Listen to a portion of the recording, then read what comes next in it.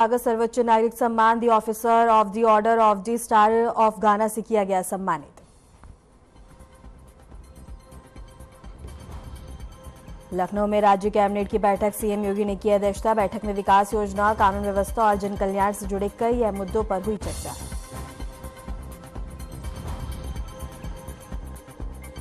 Deputy CM Keshav Prasad Maurya का विपक्ष पर जोरदार हमला, एक्स पर किया तीखा पोस्ट। कहा, विपक्ष फर्जी वोटर कार्ड, बूथ कब्जा और घुसपैठियों को वोटर बनाकर लोकतंत्र को लूटने की साजिश कर रहा। अमेरिका से विदेश मंत्री एस जयशंकर ने पाकिस्तान को घेरा, प्रेस कॉन्फ्रेंस कर दी कड़ी चेतावनी। कहा, आतंक के मददगारों पर होगा एक्शन।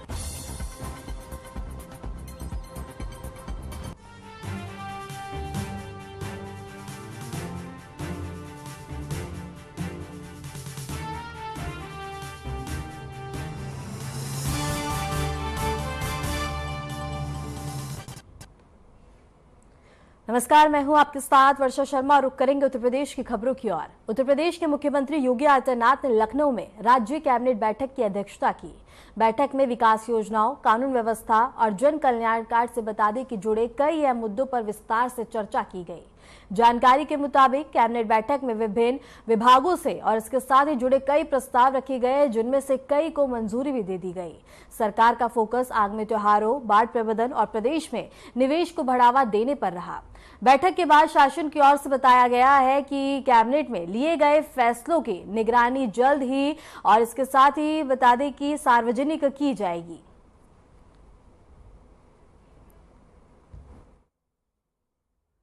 टीपी थोड़ा ठीक से चलवाओ। ये कोई जवाब नहीं है काजल कि खुद आके चलाओ, तो ये कोई बात नहीं है ना कि खुद आके चलाओ। मैंने कोई गलत बात तो बोली नहीं।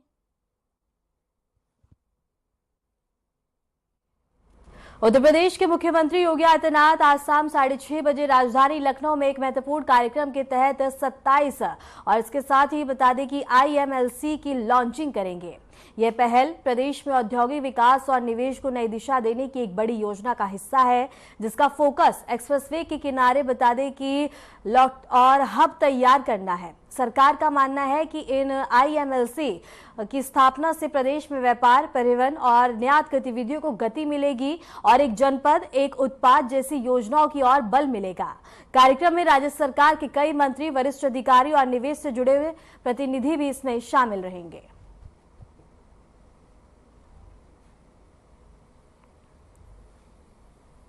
इसके साथ ही बता दें कि स्थापना करेगी योगी सरकार, जहां 27 IMLC और इसके साथ ही प्रदेश में 13,240 करोड़ में स्थापना करेगी योगी सरकार। सीएम के निर्देशानुसार यूपीडी द्वारा कार्य योजना तैयार की जाएगी और इसके साथ ही बुंदेलखंड एक्सप्रेसवे के समीप सबसे अधिक होगा निर्माण। और इसके साथ ही बता दें कि 4,723 एकड़ क्षेत्र में IMLC नोड का और इसके साथ ही गंगा एक्सप्रेसवे की 11 जिलों में बता दें कि यह स्थापना होगी, जहां योगी सरकार की नई योजना और इसके साथ ही फोकस देखने को मिल रहा है। इसके साथ ही बता दें कि स्थापना होगी आगरा लखनऊ एक्सप्रेसवे के समीप 3 जिलों में बता दें कि कुल 913 और पूर्वांचल एक्सप्रेसवे पर 5 जिलों में बता दें कि 3,000 और इसके साथ ही स्थापना होगी।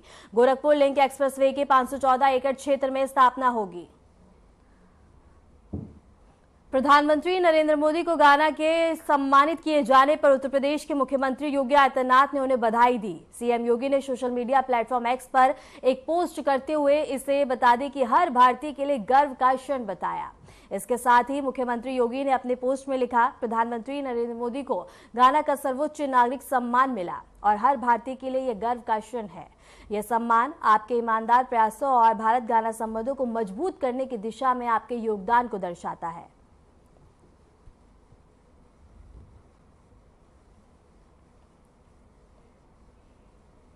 उत्तर प्रदेश के डिप्टी सीएम केशव प्रसाद मौर्य ने सोशल मीडिया प्लेटफॉर्म एक्स पर एक तीखा पोस्ट कर विपक्षी गठबंधन पर जोरदार निशाना साधा।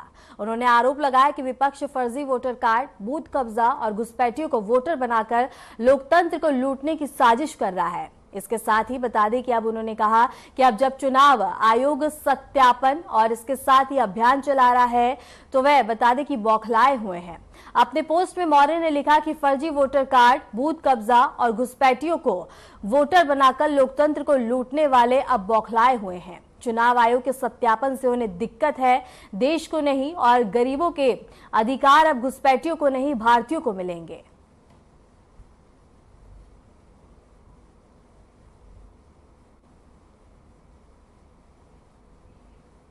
उत्तर प्रदेश की राजनीति में सक्रिय निषाद पार्टी ने आगामी 2027 विधानसभा चुनाव की तैयारियां शुरू कर दी हैं। पार्टी राजधानी लखनऊ में मंडल स्तरीय कार्यशाला का आयोजन कर रही है, जिसमें मंडल और जिला स्तर के कार्यकर्ता शामिल होंगे। यह कार्यशाला 3 जुलाई से 20 जुलाई तक विभिन्न चरणों में आयोजित की जाएगी। पार्टी का उद्देश्य है कि कार्यकर्ताओं को संगठित कर नीतियों और इसके साथ ही दिशा निर्देशों और भविष्य की रणनीतियों पर विस्तार से चर्चा की जाए। पार्टी अध्यक्ष संजय निषाद के नेतृत्व में यह कवायद पार्टी को जमीनी स्तर पर मजबूत करने और आगामी चुनाव के लिए एकजुटता कायम करने की दिशा में अहम मानी जा रही है।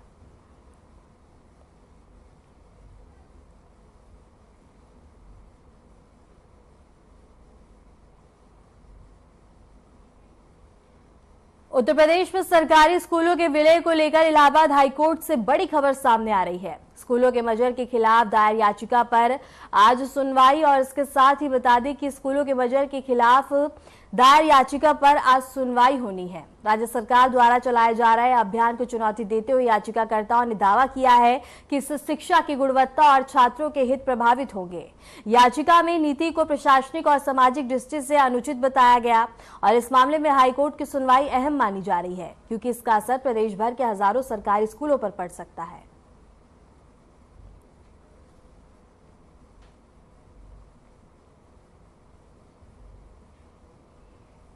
सपा के राष्ट्रीय अध्यक्ष अखिलेश यादव आजमगढ़ के अनवरगंज में बने अपने नए आवास और पार्टी कार्यालय का उद्घाटन करेंगे। जिला मुख्यालय से करीब 8 किलोमीटर दूर यह ठिकाना अब पूर्वांचल की राजनीति का केंद्र बनने जा रहा है।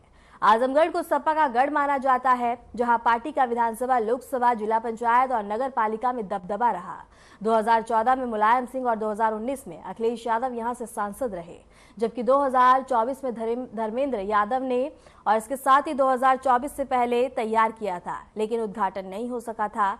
आज अखिलेश यादव फीता काटकर इसका शुभारंभ करेंगे और कार्यकर्ताओं को दिशा निर्देश देने के साथ पीएडीएफ वर्ग और वरिष्ठ नेताओं से भी मुलाकात करेंगे।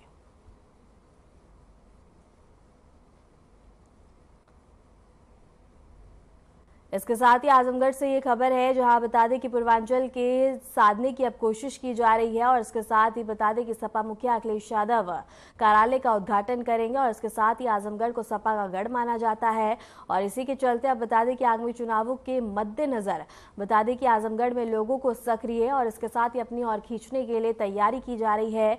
और अब इसके साथ ही बता दें कि सपा मुखिया अखिलेश यादव आजमगढ़ में बने अपने कार्यालय का उद्घाटन करेंगे और इसके साथ ही वोटरों को अपनी ओर खींचने का प्रयास किया जाएगा और इसके साथ ही तमाम तैयारियां चुनाव के मद्देनजर की जा रही हैं।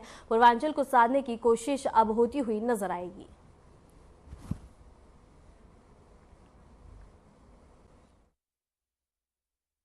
बारह बजे राष्ट्रीय अध्यक्ष जी लखनऊ से कार से यहाँ पहुँचेंगे और मैं समझता हूँ इस कार्यालय का, आवास का ऐतिहासिक उद्घाटन करेंगे और बहुत उत्साह है साथियों में, कार्यकर्ताओं में, लोगों में, क्योंकि लोगों को बहुत दिनों से इंतजार था। देखिए, एक कार्यालय बन गया था 2024 के पहले, उसका उद्घाटन होना था, गृह प्रवेश। तो गृह प्रवेश होना था, नहीं हो पाया था किन्हीं कारणों से। बलराम यादव जी बीमार पड़ गए उसी दौरान जो डेट रखी गई थी, तो टलता रहा और राष्ट्रीय अध्यक्ष जी की व्यवस्था की वजह से वो नहीं आ पाए। उनका समय हम लोगों ने लिया है और उसके तहत वह आकर के गृह प्रवेश प्लस कार्यालय का उद्घाटन करने का काम करेंगे। कांवड़ यात्रा को लेकर समाजवादी पार्टी के कुछ नेताओं द्वारा दिए गए बयानों पर राजनीतिक घमासान अब तेज हो गया है। बीजेपी प्रवक्ता राकेश त्रिपाठी ने समाजवादी पार्टी पर तीखा हमला बोला। राकेश त्रिपाठी ने कहा कि सपा के नेता केवल तुष्टीकरण की राजनीति के लिए सनातन विरोधी बयानबाजी कर रहे हैं। उन्होंने कहा कि कांवड़ यात्रा देश की आस्था से जुड़ा एक महत्वपूर्ण धार्मिक आयोजन है और उस पर इस प्रकार की टिप्पणी करना काफी ज्यादा दुर्भाग्यपूर्ण है। सोची समझी रणनीति के तहत जानबूझ करके बारी बारी से बयान देकर के सांप्रदायिक सद्भाव को खतरे में डालने की चेष्टा कर रही है। पवित्र सावन महीने में कांवड़ यात्रा में कैसे विघ्न डाले जा सके, इसके लिए पहले हरेंद्र मलिक कांवड़ियों को हिंसक कहते हैं, उसके बाद एसटी हसन उनकी तुलना आतंकवादियों से करते हैं, और अब रविदास मेहरोत्रा। ये समाजवादी पार्टी के सिलसिलेवार बयान जो है अखिलेश यादव के निर्देश पर हो रहे हैं, और इसके पीछे इंडिया अलायंस खड़ा है। ये चाहते हैं कि सांप्रदायिक सद्भाव बिगड़े, हिंदुओं के त्योहारों में बाधाएं पड़े, और इससे मजहबी गोलबंदी होगी, वोट बैंक का निर्माण होगा, लेकिन ये कोशिश बहुत महंगी पड़ेगी। फिलहाल रुकते हैं एक छोटे से ब्रेक के लिए, बने रहे हमारे साथ।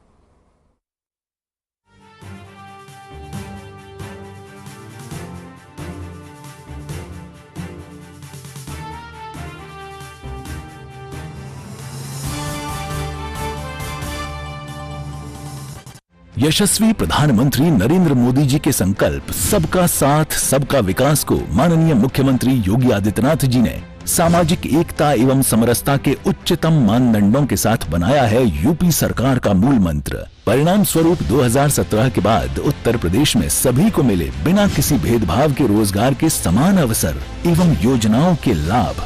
8.5 लाख से अधिक सरकारी और 3,75,000 से अधिक संविदा पर नौकरी पाने वाले जहां निष्पक्ष और पारदर्शी प्रक्रिया के साक्षी बने, वहीं अनुसूचित जाति, जनजाति, पिछड़े एवं निम्न आय वर्ग के अभ्यर्थियों को मिला आरक्षण का संपूर्ण लाभ।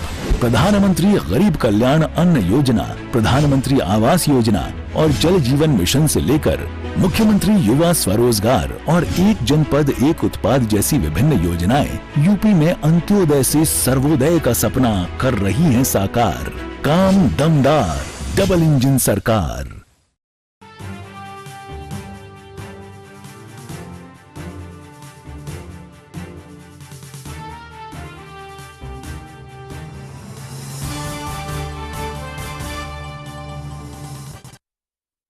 ब्रेक के बाद स्वागत है। खबरों में आगे बढ़ते हैं। आगामी मुहर्रम और कांवड़ यात्रा जैसे महत्वपूर्ण धार्मिक आयोजनों को देखते हुए मुरादाबाद और बरेली प्रशासन पूरी तरह सतर्क हो गया है।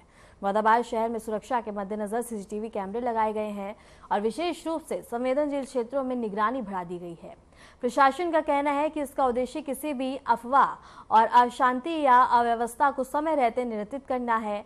पुलिस ने प्रमुख चौराहों और भीड़भाड़ वाले क्षेत्रों और जुलूस मार्गों पर विशेष निगरानी की व्यवस्था की है।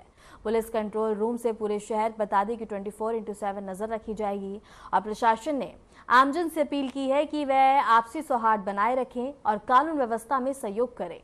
बरेली में जिलाधिकारी और वरिष्ठ पुलिस अधीक्षक की संयुक्त अध्यक्षता में कांवड़ यात्रा को लेकर समीक्षा बैठक आयोजित की गई। बैठक कोतवाली थाना क्षेत्र स्थित कलेक्ट्रेट परिसर में संपन्न हुई और ये दो तस्वीरें हम आपको दिखा रहे हैं। पहली तस्वीर बरेली से है, दूसरी मुरादाबाद से है।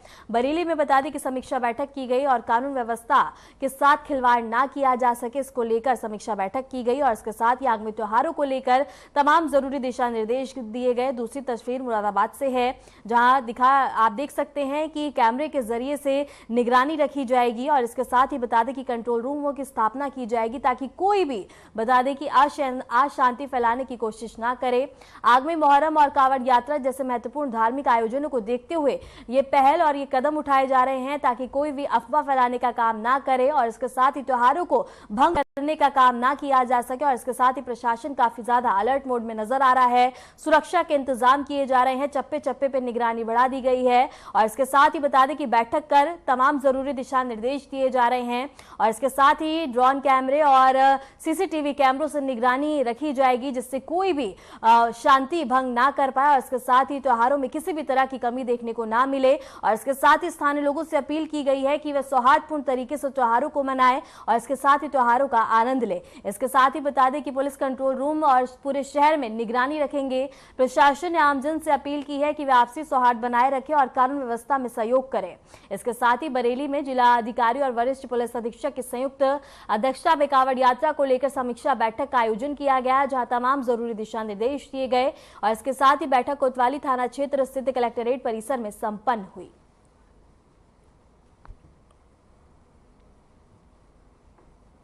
मुहर्रम के आगामी आयोजन को सकुशल और शांतिपूर्ण ढंग से संपन्न कराने के लिए बलरामपुर पुलिस पूरी तरह से मुस्तैदी में है।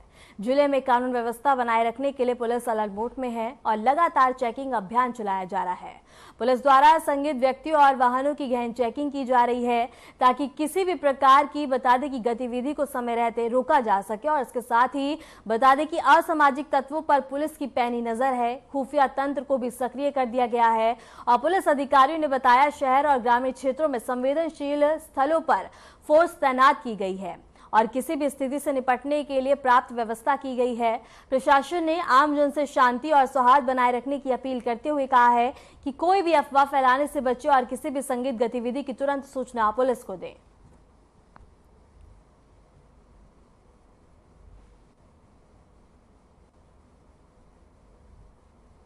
जो हमारा जनपद है इसको सेक्टर और जोनल स्कीम के तहत विभाजित किया गया है।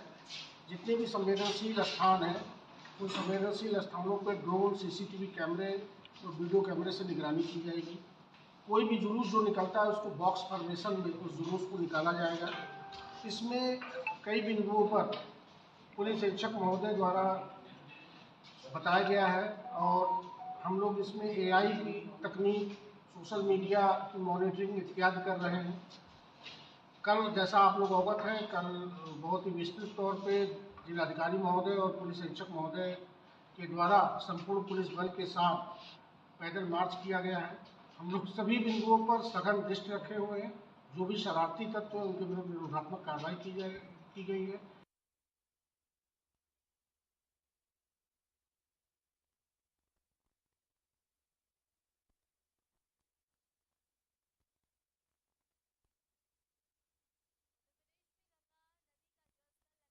बढ़ता जा रहा है जिससे तटवर्ती इलाकों में बाढ़ का खतरा गहराता जा रहा है।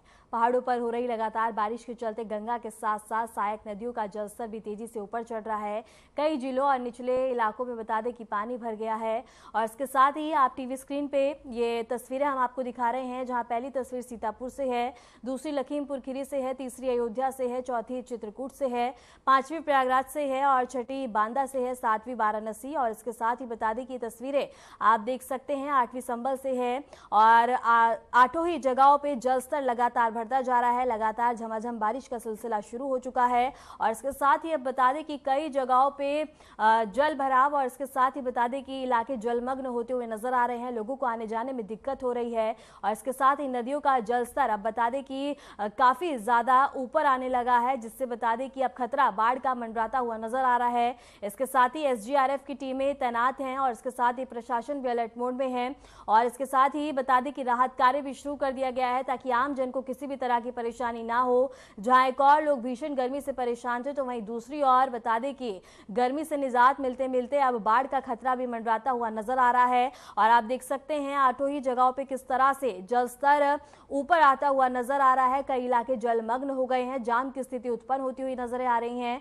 और इसके साथ ही बता दें कि झमाझम बारिश होने से जहां एक और बता दें कि लोगों को गर्मी से राहत मिली है तो वहीं दूसरी ओर रास्ते जलमग्न होने से लोगों को आने जाने में काफी ज्यादा दिक्कत हो रही है। और इसके साथ ही ट्रैफिक भी काफी ज्यादा लगता हुआ नजर आ रहा है, जिससे लोगों को अपने अपने स्थान पर पहुंचने में देरी हो रही है। और अब बाढ़ का खतरा भी मंडराता हुआ नजर आ रहा है। प्रशासन पूरी तरह से मुस्तैदी में है। SGRF की टीमें तैनात कर दी गई हैं और इसके साथ ही राहत बचाव कार्य भी शुरू कर दिए गए हैं।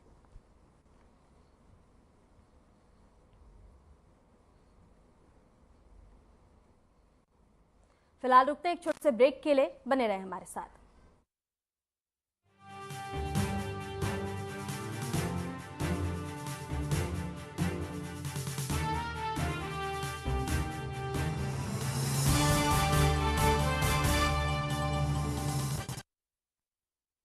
नवाचारी और नवोन्मेषी शिक्षा व्यवस्था से युवाओं की आशाओं को नई उड़ान दे रहा है नया उत्तर प्रदेश। ग्रामीण परिवेश हो या फिर नगरीय क्षेत्र, गुणवत्ता युक्त शिक्षा बनी है नए उत्तर प्रदेश की पहचान। स्कूल चलो अभियान और शारदा प्रोग्राम जैसे अभिनव प्रयासों से ड्रॉप आउट दर में आई है उल्लेखनीय गिरावट। ऑपरेशन कायाकल्प और टैबलेट वितरण जैसे कदमों से डिजिटल शिक्षा को मिले हैं नए आयाम। बेसिक शिक्षा से हायर एजुकेशन तक शिक्षा में उठाए गए अभूतपूर्व कदमों से हुआ है एजुकेशन का ट्रांसफॉर्मेशन। अंत्योदय और बिना किसी भेदभाव के सबको समान शिक्षा का अधिकार बना है युवाओं के उज्जवल भविष्य का आधार। वर्ष 2017 के बाद डबल इंजन सरकार के अभिनव प्रयासों ने नए उत्तर प्रदेश की शिक्षा व्यवस्था में किया है युगांतकारी ट्रांसफॉर्मेशन। समान शिक्षा का अधिकार, डबल इंजन सरकार।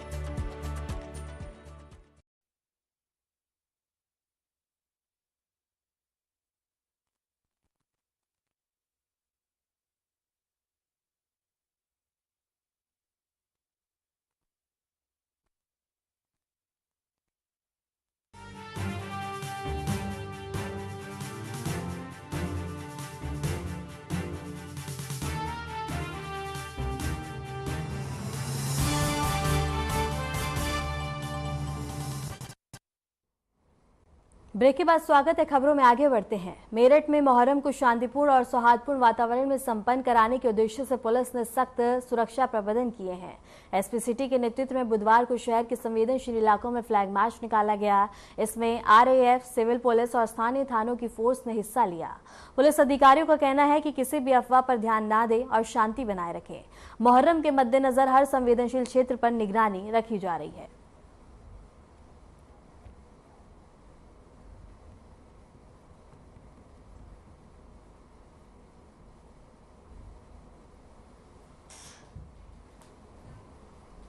गाजियाबाद में महिलाओं से लूटपाट करने वाले एक शातिर लुटेरों को पुलिस ने मुठभेड़ के दौरान गोली मारकर दबोच लिया। मुठभेड़ मुरादनगर थाना क्षेत्र के बता दें कि अंडरपास पर हुई और लुटेरे उमर को पैर में गोली लगी है, जिससे इलाज के लिए अस्पताल में भर्ती कराया गया।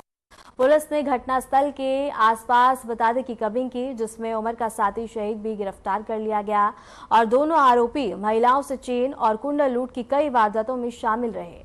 पुलिस ने आरोपी के पास से लूटा गया कुंडल, एक तमंचा, कारतूस और एक बाइक बरामद की है। पुलिस अब इनसे जुड़े पुराने मामलों की भी जांच कर रही है।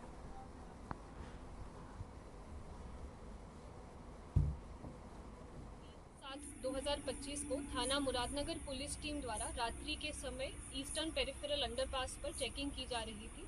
चेकिंग के बीच में दुहाई से 2 बाइक सवार व्यक्ति नजर आए, जिन्हें पुलिस पार्टी द्वारा रुकने का इशारा किया गया, परंतु पुलिस के इशारे पर न रुकते हुए उन्होंने अपनी बाइक को तेजी से कन्नौजा रोड की तरफ मोड़ लिया एवं भागने का प्रयास करने लग गए। इसी बीच उनकी मोटरसाइकिल फिसल के गिर गई, जिस पर पुलिस टीम उनके पास गई और स्वयं को पुलिस पार्टी द्वारा घिरते हुए देखकर उन्होंने जान से मारने की नियत से पुलिस पार्टी पर फायर किया। आत्मरक्षार्थी जवाबी फायरिंग में जिस व्यक्ति ने फायरिंग की थी उसके पैर में गोली लग गई, परंतु दूसरा व्यक्ति मौके से भाग गया, जिसकी तलाश जारी है।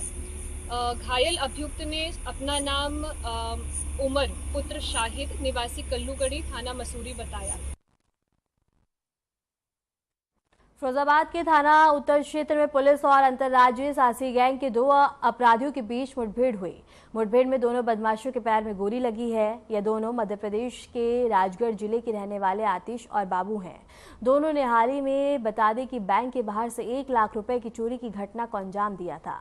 पुलिस ने बदमाशों के कब्जे से तमंचा, कारतूस, बाइक और रुपए भी बरामद किए हैं। पुलिस ने दोनों को गिरफ्तार कर जेल भेजने की प्रक्रिया शुरू कर दी है, जबकि मामले की जाँच अभी भी जारी है।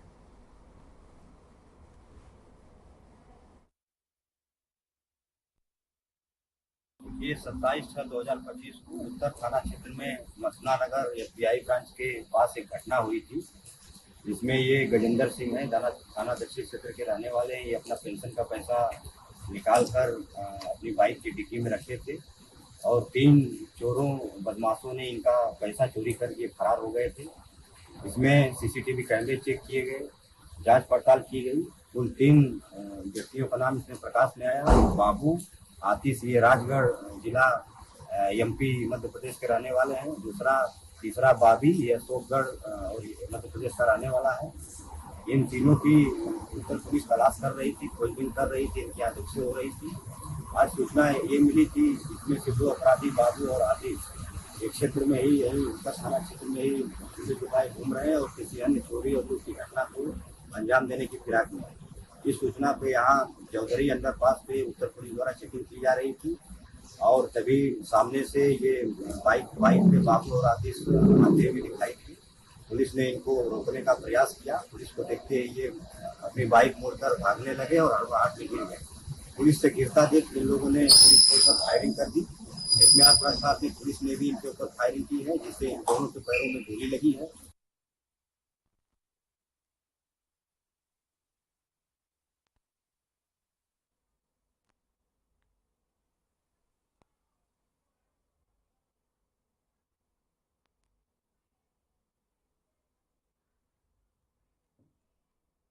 फिलहाल के लिए खबरों में इतना ही और ऐसे ही देश और दुनिया की तमाम खबरों को जानने के लिए बने रहे हमारे साथ।